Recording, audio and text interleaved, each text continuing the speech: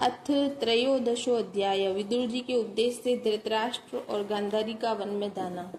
सुत जी कहते हैं, विदुर जी तीर्थ यात्रा में महर्षि मैत्रेय से आत्मा का ज्ञान प्राप्त करके हस्तिनापुर लौट आए। उन्हें जो कुछ जानने की इच्छा थी वह पूर्ण हो गई थी। विदुर जी ने मैत्रेय ऋषि से जितने प्रश्न किए थे उनका उत्तर सुनने के पहले ही श्री कृष्ण में अनन्य भक्ति हो जाने के कारण वे उत्तर सुनने से उपराम हो गए। शौनक जी अपने चाचा विदुर जी को आया देख धर्मराज युधिष्ठिर, उनके चारों भाई धृतराष्ट्र, युयुत्सु, संजय, कृपाचार्य, कुंती, गांधारी, द्रौपदी, सुभद्रा, उत्तरा, कृपि तथा पांडव परिवार के अन्य सभी नर नारी और अपने अपने पुत्रों सहित दूसरी स्त्रियां सब के सब बड़ी प्रसन्नता से मानो मृत शरीर में प्राण आ गया हो ऐसा अनुभव करते हुए उनकी अवगानी के लिए सामने गए।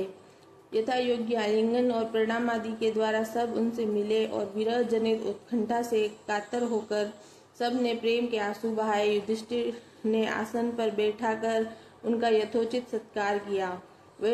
जब वे भोजन एवं विश्राम करके सुख पूर्वक आसन पर बैठे थे तब युधिष्ठिर ने विनय से झुककर सबके सामने ही उनसे कहा, चाचा जी, जैसे पक्षी अपने अंडों को पंखों की छाया के नीचे रखकर उन्हें सेते और बढ़ाते हैं, वैसे ही आपने अत्यंत वात्सल्य से अपने कर कमलों की छत्र छाया में हम लोगों को पाला पोसा है। बार बार आपने हमें और हमारी माता को विषदान और लाक्षागृह के दाह आदि महाराज समस्त प्राणियों को जीवन दान देने वाले वे ही भगवान इस समय पृथ्वी तल पर देवद्रोहियों का नाश करने के लिए काल रूप से अवतीर्ण हुए हैं। अब वे देवताओं का कार्य पूरा कर चुके हैं, थोड़ा सा काम और शेष है, उसी के लिए वे रुके हुए हैं। जब तक वे प्रभु यहाँ हैं तब तक तुम लोग भी उनकी प्रतीक्षा करते रहो। धर्मराज, हिमालय के दक्षिण भाग में जहाँ सप्त ऋषियों की प्रसन्नता के लिए गंगा जी के अलग अलग 7 धाराओं के रूप में अपने 7 भागों में विभक्त कर दिया है, जैसे सप्त स्त्रोत कहते हैं, वही ऋषियों के आश्रम पर धृतराष्ट्र अपनी पत्नी गांधारी और विदुर के साथ गए हैं। वहां वे त्रिकाल स्नान और विधि पूर्वक अग्निहोत्र करते हैं। अब उनके चित्त में किसी प्रकार की कामना नहीं है, वे केवल जल पीकर शांत चित्त से निवास करते हैं। आसन जीतकर प्राणों को वश में करके उन्होंने अपनी 6 इंद्रियों को विषयों से लौटा लिया है। भगवान की धारणा से उनके तमोगुण, रजोगुण और सत्वगुण के मल नष्ट हो चुके हैं। उन्होंने अहंकार को बुद्धि के साथ जोड़कर और उसे क्षत्रज्ञ आत्मा में लीन करके उसे ही महाकाश में, घटाकाश में समान सर्वाधिष्ठान ब्रह्म में एक कर दिया है।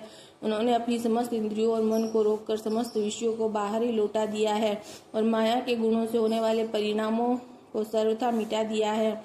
समस्त कर्मों का संन्यास करके वे इस समय ठूठ की तरह स्थिर होकर बैठे हुए हैं, अतः तुम उनके मार्ग में विघ्न रूप मत बनना। धर्मराज, आज से 5वें दिन वे अपने शरीर का परित्याग कर देंगे और वह जलकर भस्म हो जाएगा। गारह पत्यादि अग्नियों के द्वारा पर्णकुटी के साथ अपने पति के मृतदेह को जलते देखकर बाहर खड़ी हुई साध्वी गांधारी भी पति का अनुगमन करती हुई उसी आग में प्रवेश कर जाएगी। धर्मराज, विदुर जी अपने भाई का आश्चर्य में मोक्ष देखकर हर्षित और वियोग देखकर दुखित हुए वहां से तीर्थ सेवन के लिए चले जाएंगे। देवर्षि नारद यूं कहकर तुम्बरु के साथ स्वर्ग को चले गए। धर्मराज युधिष्ठिर ने उनके उपदेशों में हृदय में धारण करके शोक को त्याग दिया। अगर आपको मेरी कथा अच्छी लगती हो तो प्लीज सब्सक्राइब करें।